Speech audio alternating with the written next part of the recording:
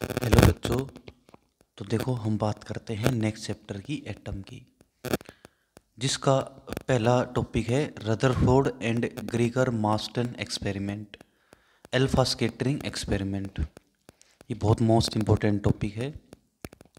देखो रदरफोर्ड एक प्रोफेसर था, इसके दो स्टूडेंट थे, एक का नाम था ग्रीगर और एक का नाम था मार्टन। ये दो स्टूडेंट थे, इनके पास कोई डिग्री नहीं थी, मोस्टली मान के चलो जैसे 12th क्लास के अंदर होते हैं बच्चे वैसे। ठीक है। तो इन्होंने क्या किया, जैसे मान लो सबसे फर्स्ट इन्होंने लिया एक लेड कैविटी सोर्स। मतलब यहाँ पे एक ऐसा एलिमेंट रखो जो स्पॉन्टिन्यूस हो। एग्जाम्पल तौर पे हमने रख दिया यहाँ पे ब्रिस्मिथ। ब्रिस्मिथ का एटॉमिक मास बहुत ज़्यादा होता है, ठीक है, और वो यहाँ पे रखने पर स्पॉन्टिन्यूस होगा। स्पॉन्टिन्यूस का मतलब अपने आप चलने लगेगा, ठीक है। ऐसा एलिमेंट रखना है यहाँ पे जो स्पॉन्टिन्यूस हो, जिसका एटॉमिक मास बहुत ज़्यादा हो। और एलिमेंट भी रख सकते हैं।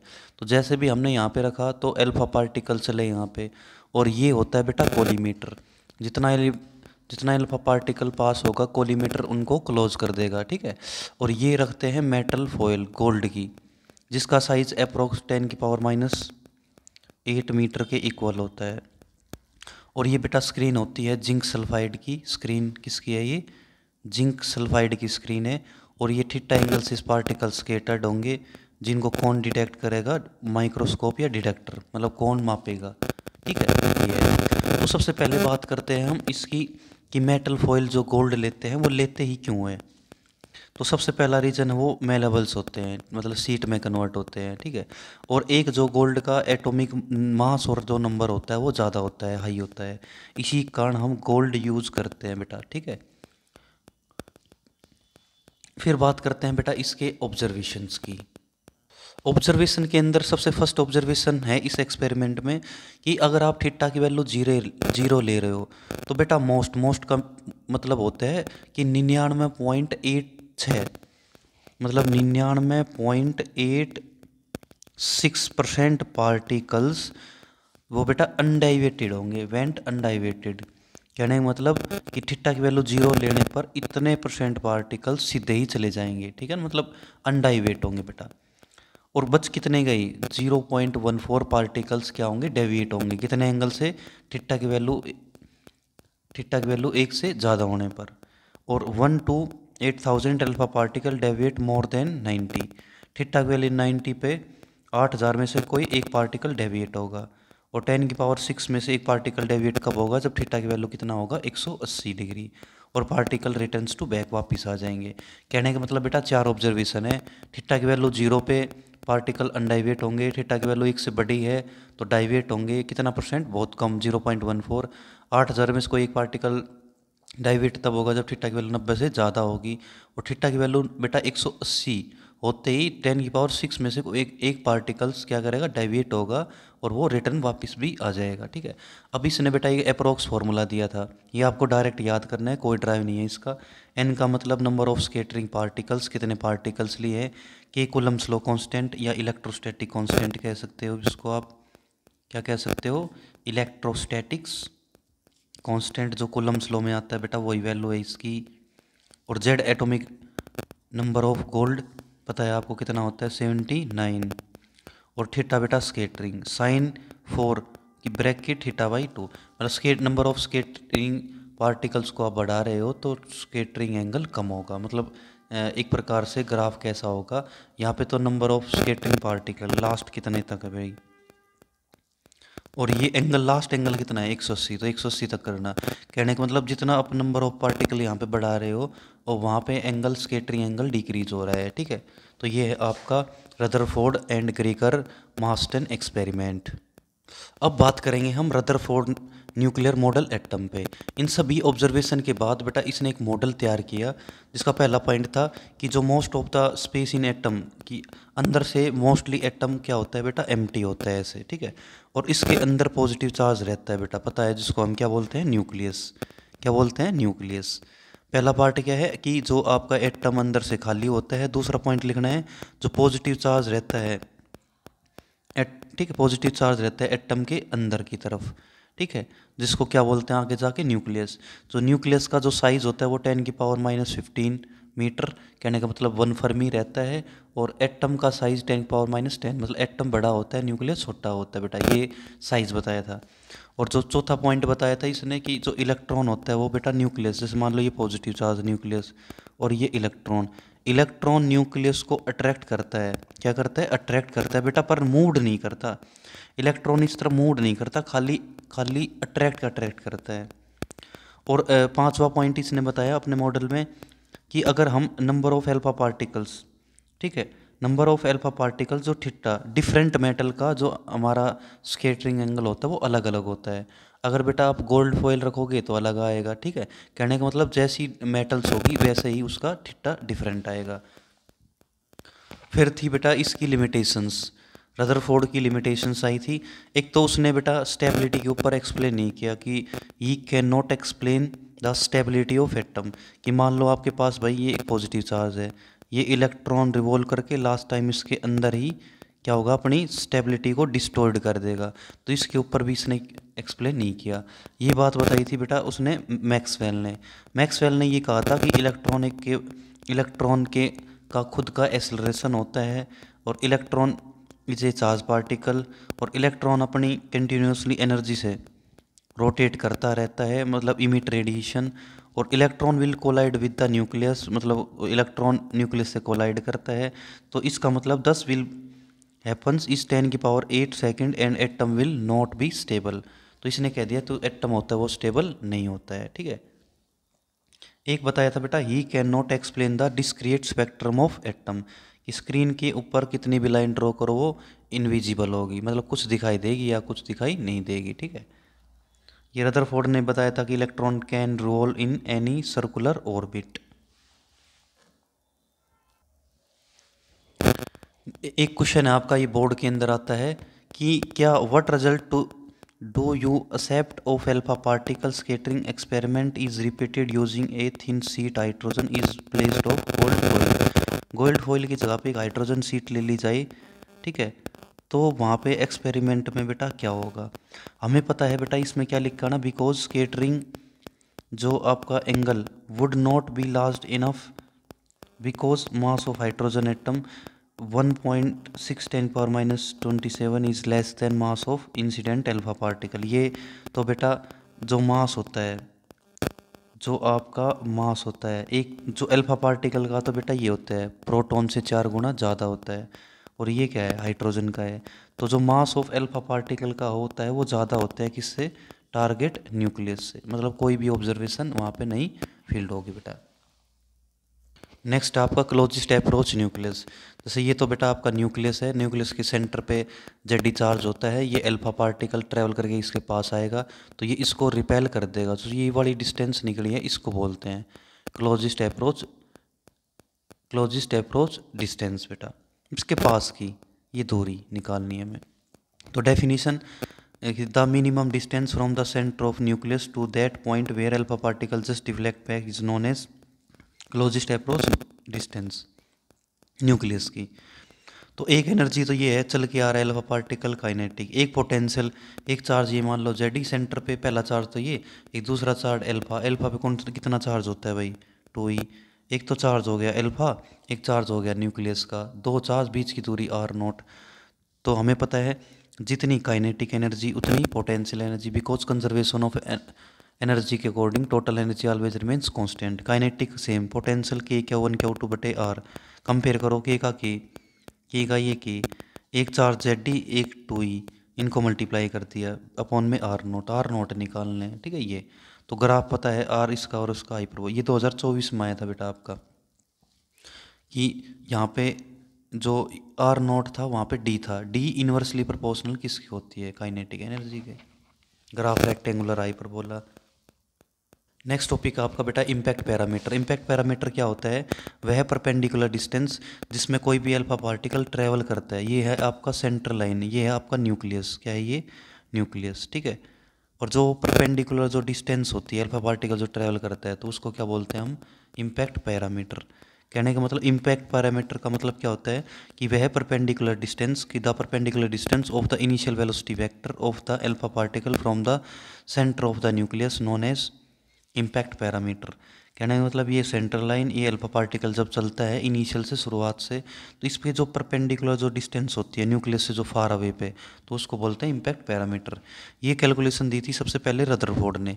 रदरफोर्ड ने कहा था कि अगर हम इम्पैक्ट पैरामीटर को डबल कर दे, इम्पैक्ट पैरामीटर को डबल कर दे, ठीक है, और जो ये बताया आपको इम्पैक्ट पैरामीटर को अगर आप डबल कर देते हो किसके बराबर आएगा, आर नोट की। इस तरफ ये डिवाइड में इस तरफ चला जाएगा, और कौन सा एंगल, कोट थीटा बाई 2 के। तो 2 से तो वो कट गया, 2 पहले वाला था। तो इम्पैक्ट पैरामीटर का फॉर्मूला के जेड डी स्क्र अपॉन में काइनेटिक कोट थीटा बाई 2। ये बेटा डायरेक्ट ही आपको याद करना पड़ेगा। मतलब ये देखो डिवाइड में तो ये इस तरफ जा चला जाएगा बेटा। तो इम्पैक्ट पैरामीटर को डबल कर दे तो वो बराबर किसका होता है, क्लोजेस्ट अप्रोच डिस्टेंस के। और एंगल कितना, cot theta multiply cot theta by 2।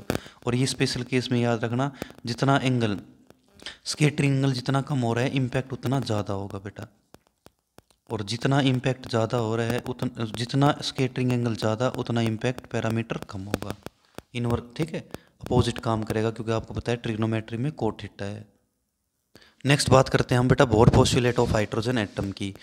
Bore ने बेटा हाइड्रोजन एटम के ऊपर 3 पोस्टुलेट तथ्य दिए थे। सबसे पहला तथ्य था कि भाई आपका मान लो ये एटम है, ठीक है, ये पूरा एटम है, एटम के अंदर ये न्यूक्लियस होता है, ठीक है, ये तो पूरा एटम है, इलेक्ट्रॉन इसके चारों तरफ रिवॉल्व करता है।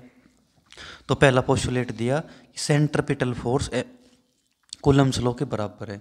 ये तो इस पॉइंट का मास तो हो गया m, इसकी पॉइंट की वेलोसिटी होगी बेटा ये v, ठीक है, और रेडियस r। ये कूलम्स लॉ है कि ये बेटा नेगेटिव और ये आपका पॉजिटिव, ये अट्रैक्टिव फोर्स है, अट्रैक्ट करता है ये, K Z square upon are.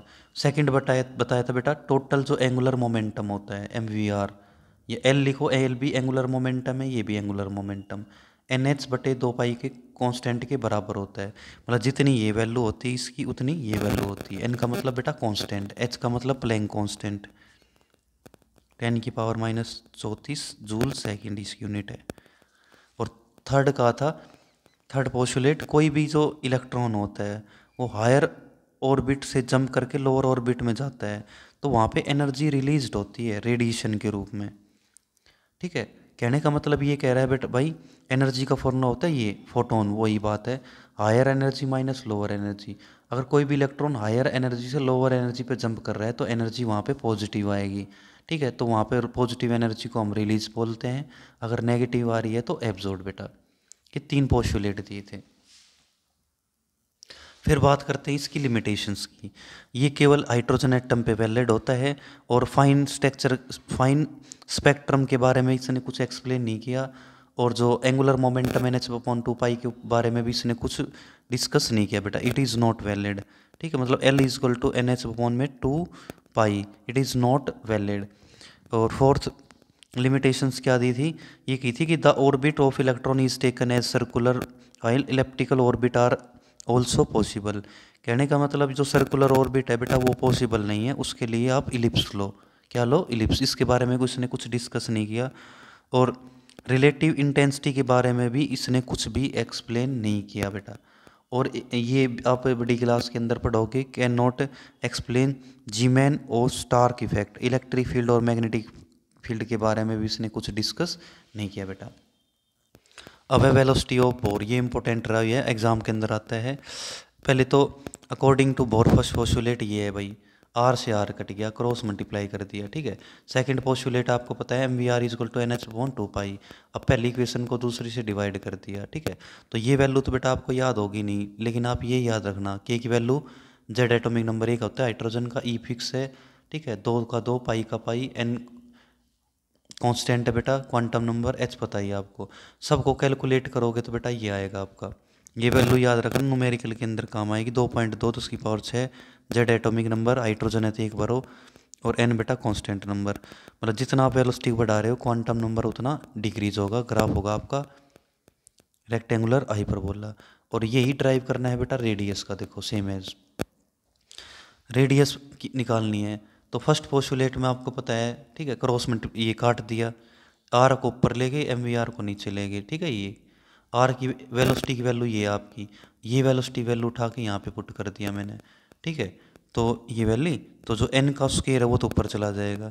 सब की वैल्यू बेटा फिक्स है, तो ये क्या आएगी 0.529 एंगस्ट्रॉम एन का स्क्वायर, और एक एंगस्ट्रॉम में तो 10⁻10 मीटर होते हैं। ग्राफ आर का और एन का पैराबोलिक आएगा बेटा, पैराबोलिक करो वैसे, मतलब ये वाई और ये एक्स का स्क्वायर हो रहा है, मतलब वेलोसिटी की वैल्यू बेटा उसमें पुट कर देना, ये ड्राइव डायरेक्ट हो जाएगा। नेक्स्ट है बेटा energy of bore, energy proof करके दिखानी है। हमें पता है पोटेंशियल एनर्जी ऑफ इलेक्ट्रॉन की क्या होती है, कि क्या उनके आउट बटे आर, ये तो सेंटर का चार्ज जेड डी, ये इलेक्ट्रॉन, ये बीच की दूरी आर, तो ये प्लस का, ये एनर्जी माइनस का, तो प्लस माइनस माइनस बीच की दूरी आर, ठीक है। और काइनेटिक एनर्जी क्या होती है, हाफ एम वी स्क्वायर, ये first postulate M V square upon R is equal to Coulomb's law, R से आर कट गया ये, तो एम वी स्क्वायर ये वैल्यू उठा के इसमें पुट कर दिए बेटा।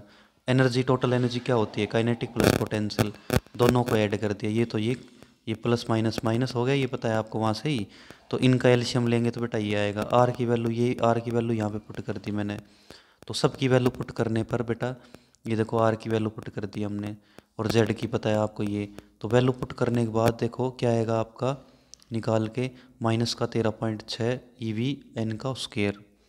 और इसका सवाल करने के लिए सबसे इजी ट्रिक है, काइनेटिक एनर्जी अगर आपको निकालनी है वो तो होती है एक्स। काइनेटिक एनर्जी जो भी वैल्यू होगी, चाहे वो प्लस की हो चाहे माइनस की, आपको प्लस ही लेनी पड़ेगी।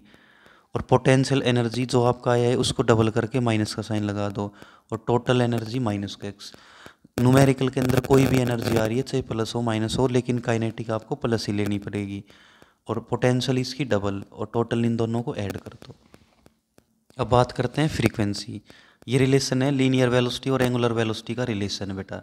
v की वैल्यू पुट कर दी, r की वैल्यू पुट कर दी भाई। ओमेगा क्या होता है 2π/t, तो t की वैल्यू निकालनी है तो ये याद रखना आप, ठीक है। और t की वैल्यू n के क्या होते हैं, n की क्यूब, मतलब कि ग्राफ के हिसाब से, जैसे आपका ग्राफ आ जाए इसका t को अगर इंक्रीज कर रहे हो तो इसको भी क्या होगा भाई, इंक्रीज ही होगा, ठीक है ना, एक प्रकार से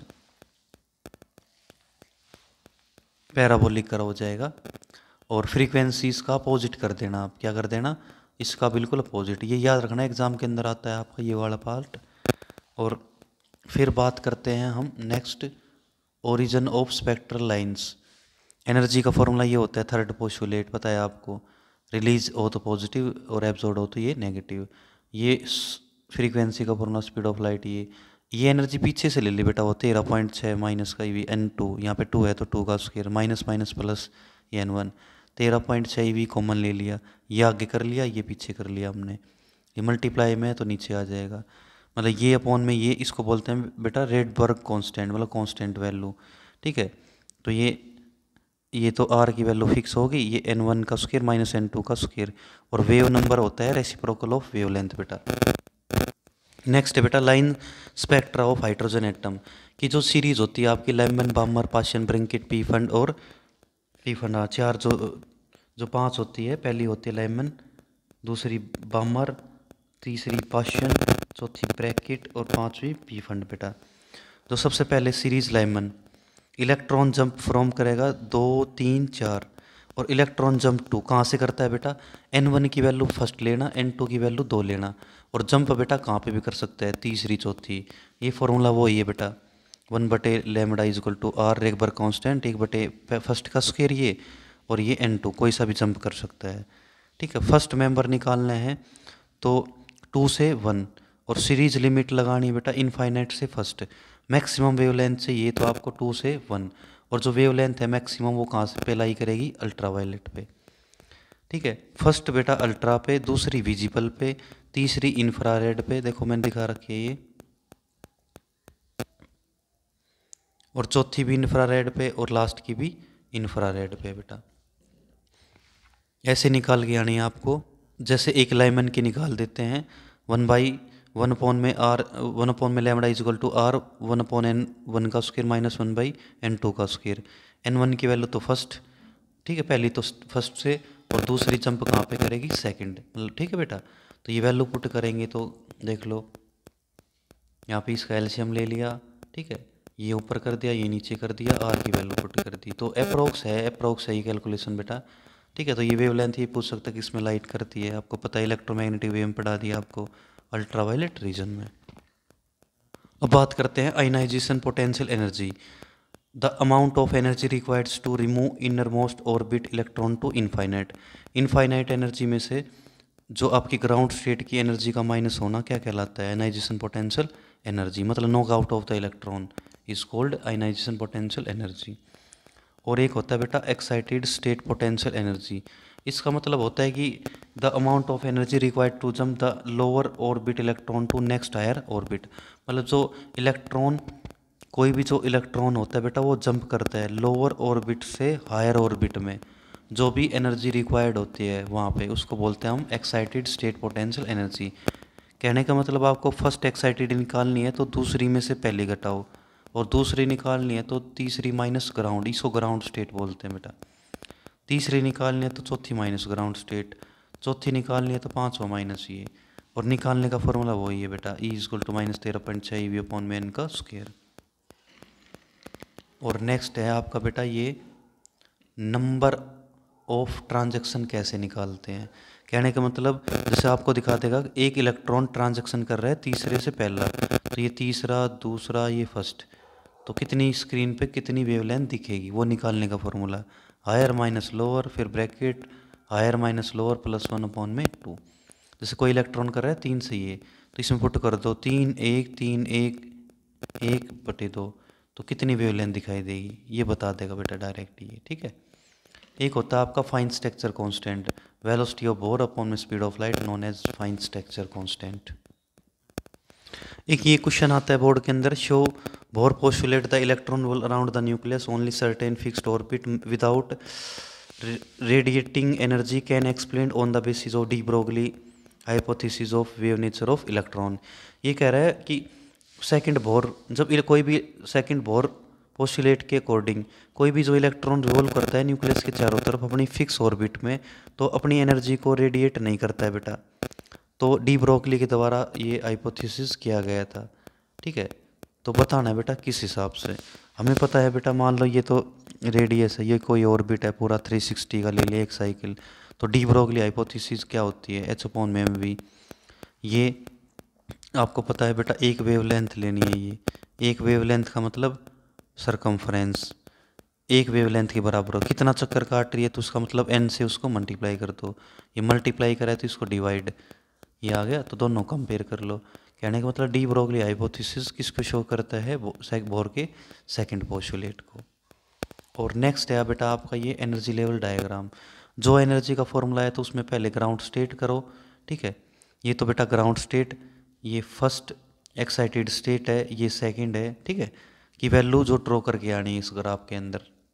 ये तो सिंपल सा है कि एनर्जी लेवल डायग्राम ड्रॉ करना है, एनर्जी पे बस वैल्यू पुट करनी है आपको। अगर n1 की वैल्यू फर्स्ट ले रहे हो तो ग्राउंड स्टेट है, n जो आपकी n2 की वैल्यू ले रहे हो यहाँ पे ये फर्स्ट एक्साइटेड है, ये ग्राउंड स्टेट है बेटा, ये सेकंड एक्साइटेड है। ठीक है,